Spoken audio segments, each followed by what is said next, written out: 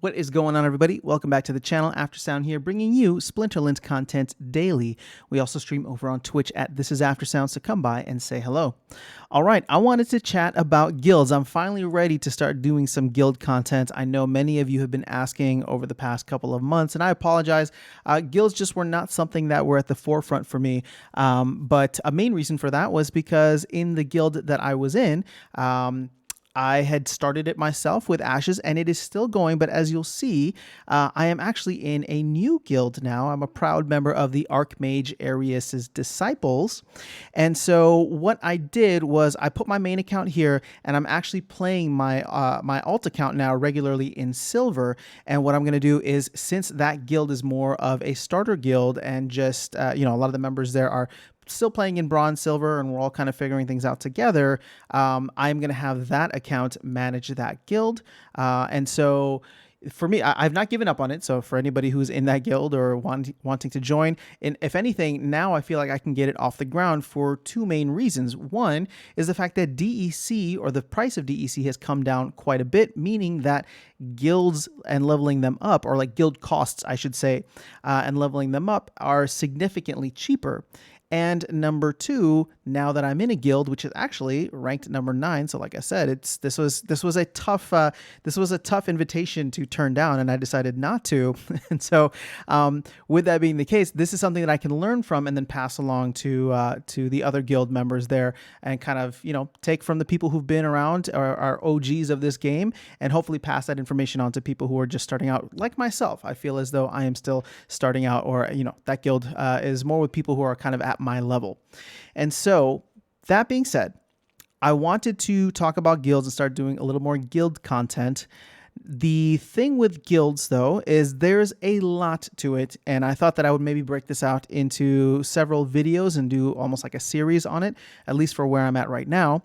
But this being the first one, I did want to talk about the main kind of overview and then maybe get into some of the buildings here. So when it comes to your guild, you got the members tab here. You can see all the members, what their rating is, when they joined, how much they've contributed, both from a DEC perspective and from a daily quest perspective.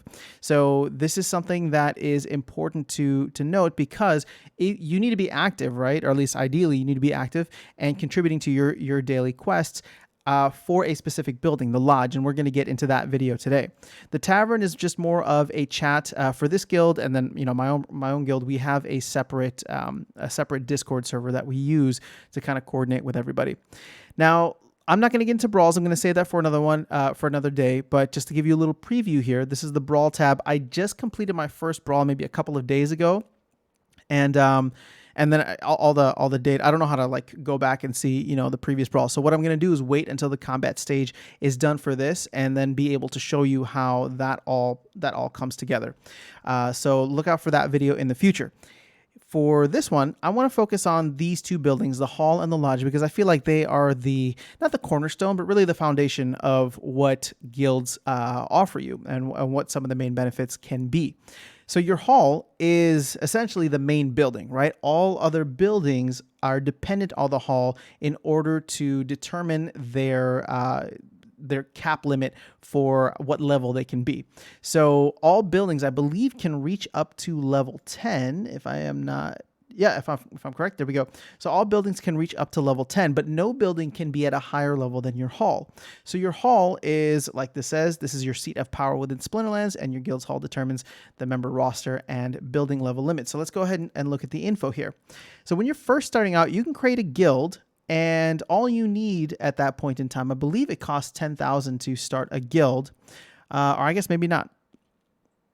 I feel like I remember paying 10 grand, but you know what? It might have been for us to get to level 2. So let's actually jump into where this is now. This is saying you don't need any DEC to start a guild. You go from level 1, but you only start with 15 members. Now at level 1, your building level cap, meaning the rest of your buildings can only be at level 1, and that kind of corresponds as you go up the level. So for every level you hit, you are able to level up the other buildings in your guild, which include the lodge, arena, barracks, and store. Yeah, I believe the store as well. Yep. Okay, so 4 other buildings are dependent on the hall. Now, when you see the DEC needed here, this is not total, this is cumulative. So in order to get from level 1 to level 2, you do need 10,000 DEC.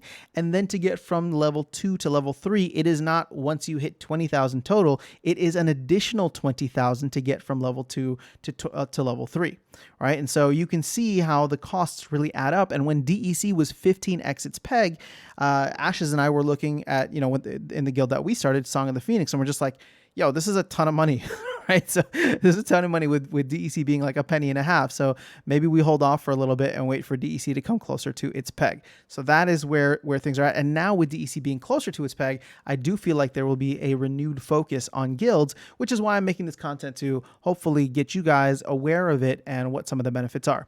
Now, the other thing that the hall determines is how many members you can have. So when you first start off, you're capped at 15, and this slowly goes up over the 10 levels to a cap of 30, or a limit of 30. So hall is pretty straightforward. You need it in order to, like I said, it's the foundation. So you need it in order to level up your other buildings, and that's that. I wonder if it is the most expensive out of them from a DEC perspective, though. Nope, it seems like DEC costs are pretty high on the arena, but we're going to save the arena for another video.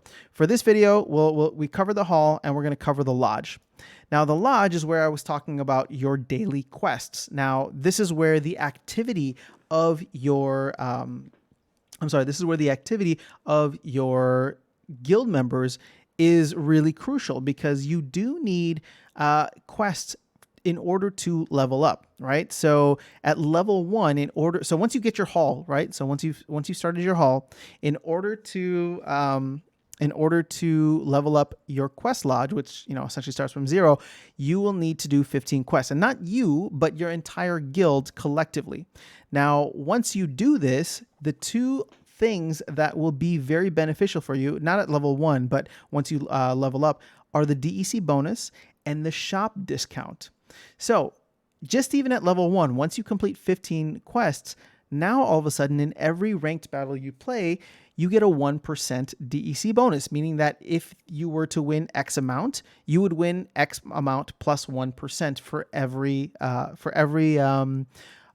ranked battle you win. Not that you play, but that you win. Now, for the DEC bonus, you can see that this starts to become very significant. I mean, for the maxed out guilds here, they are earning 20%. 20% on their DEC bonuses. Now, the other thing too is there is a shop discount. Now, this is, I believe, for the shop inside of the guild. So I'll cover that once we go over the items for that specifically, and hopefully I'll be able to buy something soon. But as you can see, you get up to a 10% discount on the shop. So the other thing is that, okay, so new guild members cannot contribute quests until 24 hours after joining the guild. So just something to keep in mind. Now, like I said, I don't want to cover the other ones, but until we're able to do more of the brawl stuff. But what the arena does is that it allows you to have bigger brawls, right? So it allows you, 1, to have brawls, and then 2, to have larger brawls. And you can see here, I won't get into it now. The barracks is where you can start to get some advantages in training, but like I said, we'll cover that in the future. And then the store is the final building where you can actually get some pretty cool stuff like Gladius packs or Spyglass and all this other things. I'm going to cover that in more detail in the future. I just figured since this is like an intro / overview, we would do a little bit of that. So guilds are exciting. At least for me, they're exciting now because I feel like I'm starting to do more with them. I'm participating in brawls regularly, and they're keeping me engaged in the game. And it's fun to kind of coordinate with other people and really just come together as a community, like a smaller community, and tackle this. So when it comes to guilds, here's the thing. Guilds haven't gotten much love. So let's take a step back from my specific situation now, and I'm going to just give you some thoughts on guilds overall. Guilds haven't gotten much love recently, right? Brawls were added in, and then it's just like this craziness that happened once SPS was launched and Chaos Legion followed suit, and we just had this massive run up in token price and massive crash since. So there hasn't been much focus by the team, but this is something that, while it's not on their roadmap, unfortunately, I do know that, or at least they've said that they want to be able to focus on this more in the future. Now, one of the interesting things that was brought up, and I've just been kind of mulling it because I feel like it's a really fascinating way to think about how Splinterlands can grow in the future. And I apologize that I can't remember who said this, but it was someone in the Mav chat. So I just want to give the Mav chat discussion credit and not take any for myself. I'm just passing the information on here. But it was the idea that in the future, as Splinterlands grows, as the esports scene around P2E and specifically, hopefully, Splinterlands continues to grow, they were saying that guilds will be like teams in the quote unquote like NBA of P2E, the NBA of Splinterlands. So when you take a look at where guilds are right now, and you see that there's a ton of guilds, right?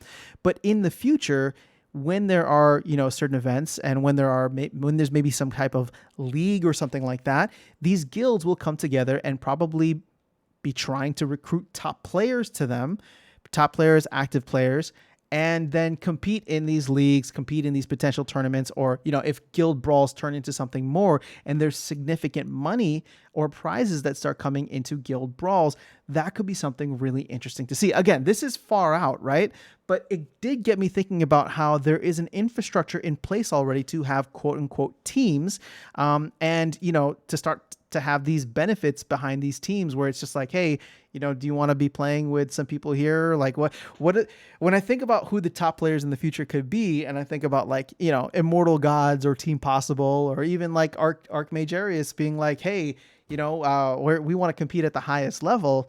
So there's this like really top player here. Why don't you come in? We're going to give you X percentage of like whatever, you know what I mean? Like that's the way that I'm thinking about it in the future.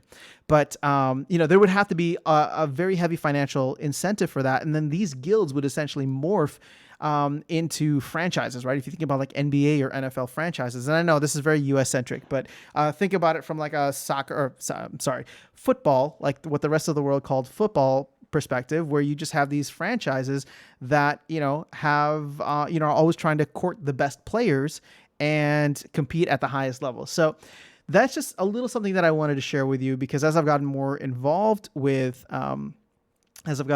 guilds, that made me really excited, like hearing somebody's analysis and what this could potentially turn into in the next, 3, 4, 5 years. Who knows how long it'll take. But as more attention comes to the space, and we have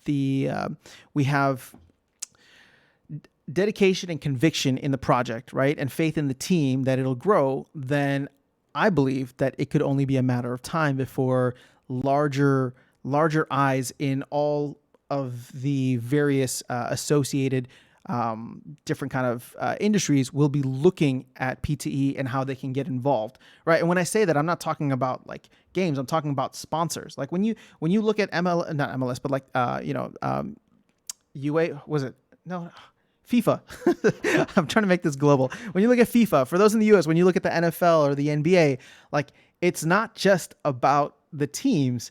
It's about who's sponsoring the teams. It's about the coverage, right? Like who gets to televise these things. Like there's so many different interested parties that it could get really interesting in the future. That's all I'm saying. And it doesn't need to be on the same level as, some of the most massive games. But if there is significant money coming into the space, and if there is significant return because there's a lot of attention in the space, it could be very exciting to watch. So that's my little kind of pie in the sky, what would be really cool in the future. Again, I know it's a little abstract now, but it does get me excited about guilds and why I want to start covering more guild content.